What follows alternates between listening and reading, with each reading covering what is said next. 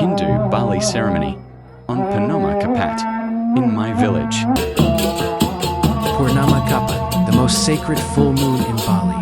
Purnama Kapat, Bulan Purnama, yang paling suci di Bali. During this special full moon, Balinese people gather at temples to pray and make beautiful offerings.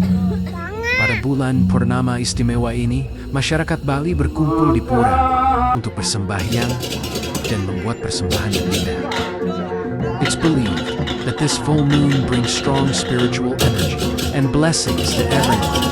Nakama, diyakini bahwa bulan Purnama ini membawa energi spiritual yang kuat dan penuh berkah bagi semua orang. Temples across Bali are beautifully decorated with flowers, umbrellas, and sacred ornaments.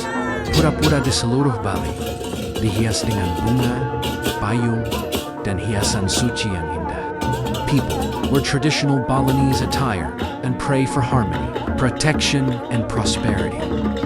Umat mengenakan pakaian adat Bali dan berdoa memohon kedamaian, perlindungan, serta kemakmuran.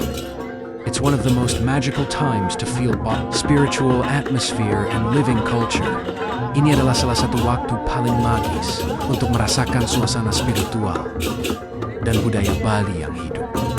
If you want to discover more unique things about Bali, don't forget to follow my account.